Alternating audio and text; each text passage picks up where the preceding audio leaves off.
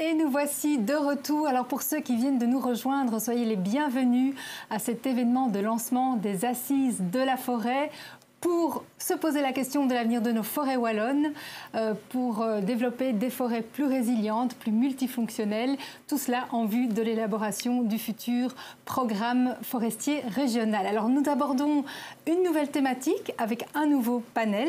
Je vous propose cette fois d'aborder la question du lien entre forêt et climat.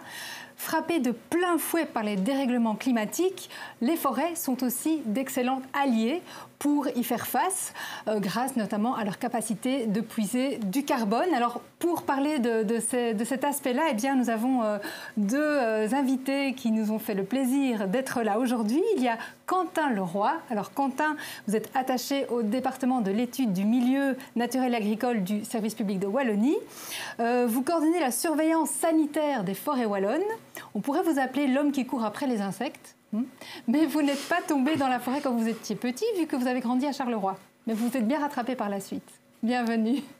Bonjour, merci. Alors, à côté de vous, il y a Antoine Guérinx, soyez le bienvenu. Vous êtes cofondateur du pionnier belge de l'action climatique CO2 Logique. Vous avez fondé cette société en 2006.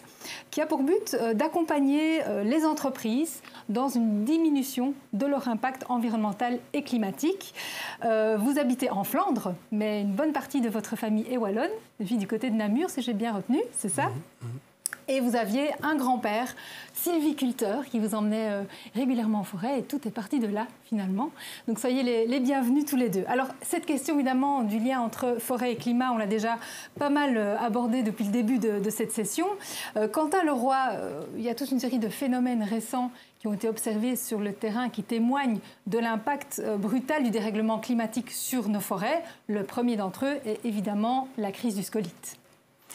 Oui, tout à fait. Donc, le scolyte est un insecte qui a toujours été présent dans notre environnement. Il faut savoir que c'est le premier ravageur européen pour les forêts. C'est celui qui cause le plus de dégâts. Mais les crises de scolyte, on les a connues de manière récurrente depuis l'arrivée de l'épicéa sur nos territoires.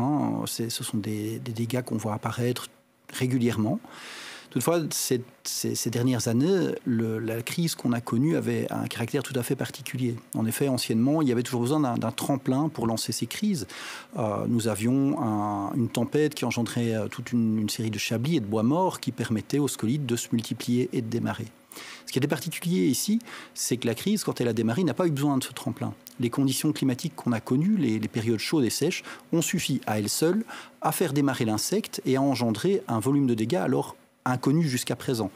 On parle chez nous de 3 millions de mètres cubes sur les 4 années de crise, donc c'est un volume approximatif.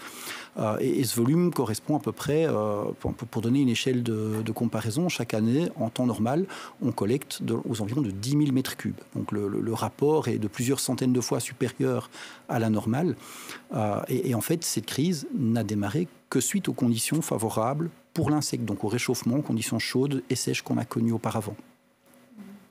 Alors, un deuxième phénomène qu'on observe ici de plus en plus, c'est aussi le dépérissement de certaines essences. Effectivement, nous avons parlé du scolyte qui est vraiment un insecte qui a été favorisé par le climat, mais le climat en lui-même, ces périodes chaudes et sèches, ont également mis directement les forêts en difficulté. Alors bien évidemment, la réaction est beaucoup plus longue, il faut le temps que ça s'installe, il faut le temps qu'on épuise un peu l'eau de l'environnement pour que les essences commencent à souffrir. Donc les premières années, ce phénomène était discret, la dégradation s'est faite lentement, mais au fur et à mesure de l'installation du phénomène et du fait qu'il perdure dans le temps, mais on a vu les arbres se détériorer et certains montrent maintenant des phénomènes de faiblesse extrême, des attaques par divers insectes et également des mortalités uniquement dues à la sécheresse. On pense sur certaines régions qui sont particulièrement sensibles à ce phénomène, je pense à la fagne famenne calestienne par exemple, où les réserves en eau, utiles en eau du sol sont quand même plus faibles que dans d'autres endroits de Wallonie. Eh bien, à ces endroits, on observe des dégradations plus forte que dans d'autres. Je pense aux chênes particulièrement, qui depuis cette année a subi quelques attaques à certains endroits et visiblement montre un certain nombre de signes de faiblesse. Alors bien évidemment, ça ne met pas en danger l'ensemble de la forêt wallonne, même si je pense que toute la forêt en a souffert. Mais sur certains endroits, localement, on peut observer des mortalités, des pertes importantes qui pourraient à terme poser problème aux forestiers et profondément modifier la gestion qui est appliquée à ces forêts. Alors justement, ce que vous venez de dire, jusqu'à présent, l'impact du changement climatique était abstrait. Ce n'était pas palpable. Aujourd'hui, on voit des choses qui se passent sur le terrain. On perçoit finalement la catastrophe. Est-ce que ça booste la prise de conscience par rapport à la nécessité d'approcher la forêt autrement, de la gérer autrement? Le nombre de témoins de ce qui se passe. Donc effectivement, le nombre de cas qu'on observe chez nous à l'Observatoire, donc chaque année, nous avons un réseau de correspondants observateurs, de gens qui observent les choses et qui nous rapportent les cas les plus problématiques. Et effectivement, depuis quelques années, notre équipe observe une augmentation du nombre de situations un peu critiques, un peu problématiques qui se posent dans nos forêts et essentiellement suite à diverses modifications climatiques et phénomènes extrêmes dans l'environnement. Lorsque l'on parlait de santé des forêts, de grosses problématiques sanitaires, il y a une dizaine d'années, c'était quelque chose de très abstrait. Oui, on savait que c'était là, on savait qu'il y avait quelques problèmes qui existaient, mais on ne s'imaginait pas que ça pouvait avoir un tel impact sur la vie du forestier. À l'heure actuelle, je pense que l'idée s'est clairement installée. Comme on le disait tout à l'heure, le scolyte a été une claque très importante et on voit derrière ça d'autres phénomènes qui s'installent. Je pense que le forestier prend doucement conscience de l'importance du rôle que joue l'environnement et le climat sur sa gestion forestière. Et s'il y a une dizaine d'années, on faisait de grands vœux sur le fait d'adapter la sylviculture, d'adapter nos méthodes à l'environnement et à son changement, je pense que maintenant, les événements ont vraiment fait prendre conscience aux gens et changer un certain nombre de mentalités, un certain nombre de choses au niveau du forestier. On en parle beaucoup plus. Alors bien évidemment, la forêt, c'est un énorme paquebot. Le faire virer, c'est très compliqué, c'est très long. Je pense que déjà plusieurs orateurs aujourd'hui l'ont abordé. Et ça prendra encore du temps pour y arriver, parce qu'il faut adapter les méthodes, il faut comprendre les phénomènes, voir comment bien les adapter, parce qu'il ne suffit pas de changer avec des bonnes intentions. Il faut se baser sur des connaissances scientifiques et vraiment revenir aux bonnes pratiques. Donc ça va prendre du temps, de toute façon, pour arriver à changer tout ça. Par rapport à ce que vient de développer Quentin Leroy, plus personne aujourd'hui ne remet en cause l'impact du changement climatique sur les forêts. Vous qui avez beaucoup voyagé, vous qui avez vu beaucoup de forêts différentes, oui. Plus personne ne met ça en cause aujourd'hui et la prise de conscience est bien là. Après, la forêt, effectivement, elle fait partie du problème parce que la déforestation précipite le changement climatique et à la fois, elle peut aussi être une solution si on la maintient en bonne santé pour réaliser son travail de captation du carbone. Mais donc, aujourd'hui, plus personne ne remet ça en question. Non, pas du tout. Depuis la révolution industrielle, même un peu avant, on a perdu plus ou moins 50% des forêts globales. Donc c'est non négligeable. Donc il y a beaucoup à restaurer. Donc il faut savoir aussi que 15 à 20% des émissions globales, c'est dû à la déforestation. Donc ce sont des puits carbone qui sont relâchés, surtout des feux de forêt et autres. Donc il y a un double à avoir dans les prochaines, maintenant et dans les prochaines décennies, c'est conserver ce qu'on a encore. C'est très important pour garder ces puits de carbone, non seulement les arbres, mais aussi dans le sol. Et puis, il y a évidemment reboiser progressivement, mais aussi reboiser intelligemment, parce que, comme l'a dit Quentin, il faut évidemment replanter, adapter au climat qui est en train de changer. Et ça, il y a pas mal d'évolutions à ce niveau-là, mais il faut aussi aider les propriétaires, les sylviculteurs à faire les bons choix pour réfléchir à 20, 30, 40 ans, parce que l'arbre qu'on plante aujourd'hui n'est peut-être pas adapté au climat dans 20, 30 ans. Donc c'est très important que si on plante, on s'assure que la séquestration soit aussi le plus long possible. Et à ce niveau-là, il y a encore beaucoup d'incertitudes. Pardon ? à ce niveau-là, il y a encore beaucoup d'incertitudes sur quoi planter ou comment. Tout ça n'est pas encore très clair pour tout le monde. Tout à fait. Il y a plein d'organismes partout qui sont en train d'étudier les types d'arbres qui sont le plus adaptés à l'avenir. Il y a même des outils digitaux qui vont être mis à disposition des sylviculteurs. Il y a un exemple en France, par exemple, BioClimSol, qui permet justement aux gens de mieux faire leur choix pour essayer de les guider pour voir. Aujourd'hui, on a connu un réchauffement climatique plus ou moins de 1,1 degré depuis 1850, depuis plus ou moins la révolution industrielle. Ça, c'est une moyenne, évidemment. C'est ça que les gens ne se rendent pas toujours compte quand on parle d'un réchauffement climatique de 1,1 degré. Ça n'a pas l'air grand-chose. On se dit, c'est sympa, en Belgique, un degré en plus. Mais ce sont des extrêmes. Sur les extrêmes, c'est un dérèglement climatique et le 1,1 degré, c'est la moyenne. Et on va vers du 2 degrés et on doit se préparer pour ça parce que les arbres qu'on a actuellement ici ne seront normalement pas adaptés à cela. En tout cas, ceux qu'on a en majorité ici, comme l'épicéa, le hêtre, le frêne, etc. Ouais. Quant à le roi, on a eu la crise du scolite. Est-ce qu'on pourrait confronter à d'autres crises du même type avec d'autres insectes qui débarqueraient dans nos régions, en tout cas qui se développeraient de cette manière-là et qui pourraient attaquer de cette manière-là nos peuplements? C'est quelque chose qui pourrait être récurrent?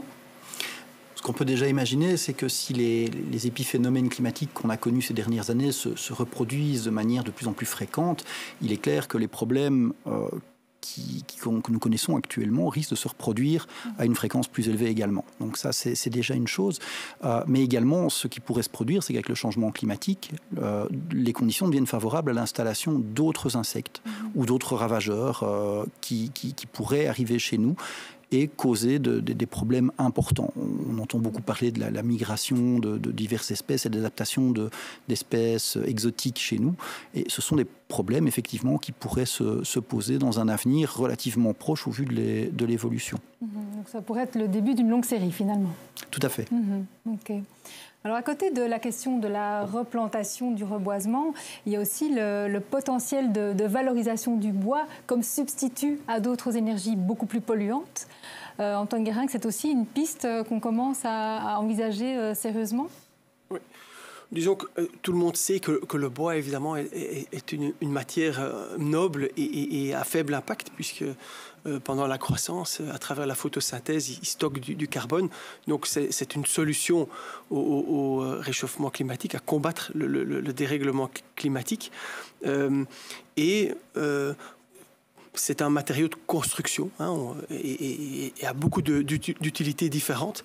Mais par exemple, si on prend un exemple concret dans le secteur de la construction, par structure portante, si on compare le bois, l'acier, le béton par exemple, l'acier va émettre 50% de plus de CO2 et le béton 100% de plus de CO2. Donc on peut construire de manière plus durable avec le bois. Tout le monde en est conscient. Mais évidemment, les choses évoluent. L'acier qu'on produit aujourd'hui est en train de, par exemple en Suède, ils sont en train de produire de l'acier à base d'hydrogène pour créer la chaleur, pour fondre, etc. Le béton et le ciment, qui a aussi un énorme impact, est en train d'intégrer des copeaux de bois. On parle de béton de bois pour réduire la quantité de ciment qui est ajoutée dedans. Donc tous les secteurs sont en train de travailler sur cette compétitivité qui est liée au carbone imprégné dans le matériel ou qui est émis lors de la chaîne de valeur.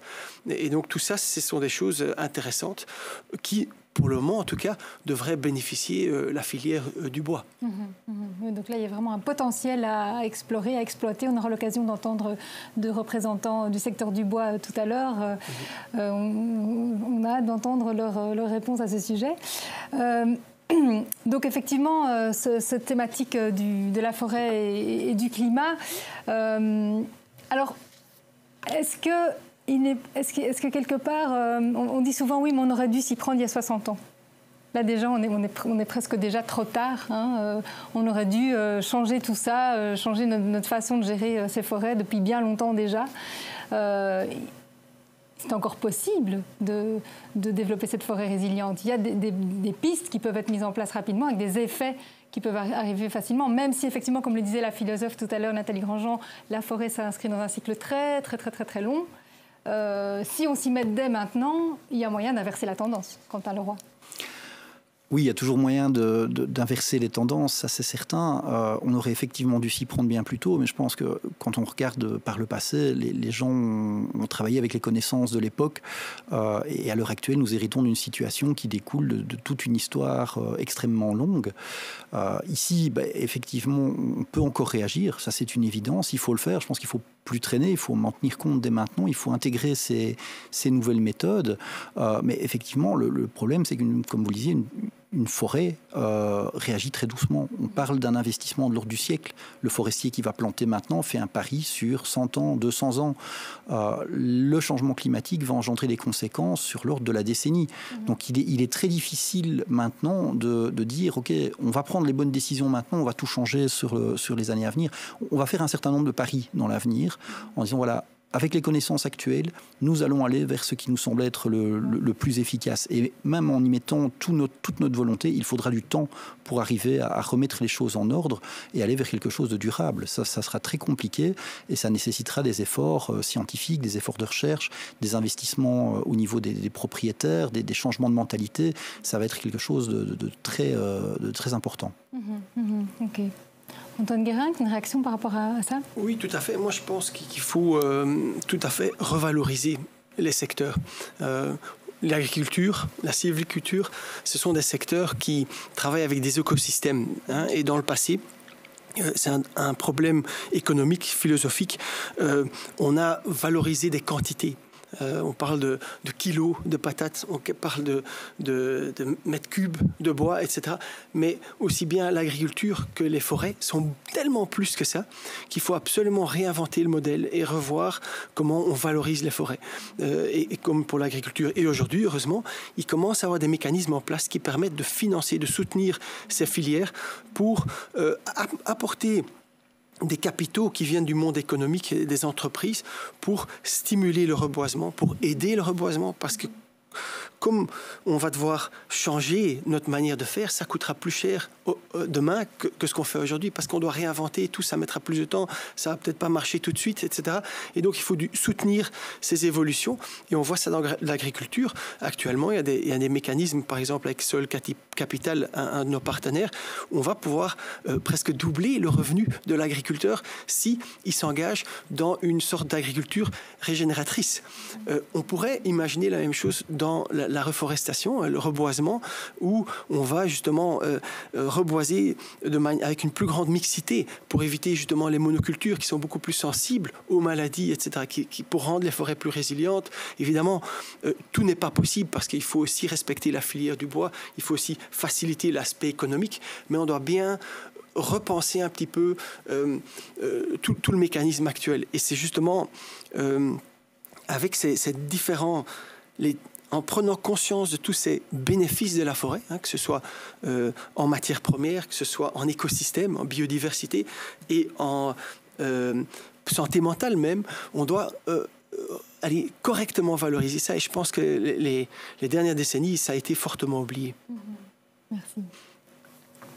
Quentin Leroy, est-ce qu'il y a encore une réaction? Vous me disiez tout à l'heure que vous pouviez faire une conférence de 3 heures sur le sujet. C'est le moment. S'il y a encore des choses importantes à faire passer, allez-y. Je pense que le plus important à l'avenir, ce sera vraiment d'adapter nos forêts aux conditions qu'elles rencontrent. On parle du changement, c'est-à-dire déjà de placer les forêts et dans la réflexion du sylviculteur, ce sera le plus important, dans les conditions les plus optimales pour lui permettre d'avoir la meilleure flexibilité face au changement, qui peut être très rapide, qui peut éventuellement avoir des impacts divers et variés. Et donc je pense vraiment que, pour revenir à ce qu'on disait tout à l'heure, je pense que vraiment l'important, ce sera de prendre en compte les dernières connaissances, de tester de nouvelles choses, de ne pas avoir peur d'être innovant dans un milieu qui est finalement très ancré dans ses habitudes, vu la durée de vie d'une forêt. Je pense que ce sera vraiment ce changement et ces innovations qui vont permettre d'avancer et d'éviter des crises dans l'avenir, parce qu'effectivement, des crises, on pourrait en parler pendant des heures, il y en a de nombreuses qui sont en route, mais l'avenir de la forêt n'est pas pour autant compromis. C'est surtout ça qu'il faut retenir. Ce n'est pas parce qu'on a des crises, c'est pas parce que les choses changent que la forêt va disparaître, mais il faut s'adapter pour la rendre la plus résiliente possible. Merci. Antoine Guérin, un petit mot de la fin? Oui, tout simplement un exemple. En France, il y a par exemple le label bas carbone qui aide justement les propriétaires, les sylviculteurs à reboiser. Et donc, c'est des mécanismes qui existent et qui pourraient aider justement aussi en Belgique les particuliers, les entrepreneurs, les sylviculteurs à reboiser ensemble avec des entreprises cofinancées par les entreprises. Ça marche en France. Il y a un paquet de projets qui sont mis en place aujourd'hui, qui sont cofinancés. Donc, on est tous acteurs ensemble de ce reboisement. La même chose en Angleterre depuis 2011, en Espagne depuis 2014 et depuis 2018 en France. Et je pense qu'on pourrait copier pas mal de modèles. Il ne faut pas réinventer chaque fois la roue, mais des modèles qui pourraient bénéficier à tout le monde. Donc voilà. Merci. Merci à tous les deux pour vos interventions, pour votre présence aujourd'hui. Et à très très bientôt. Merci. Merci. Merci. Merci.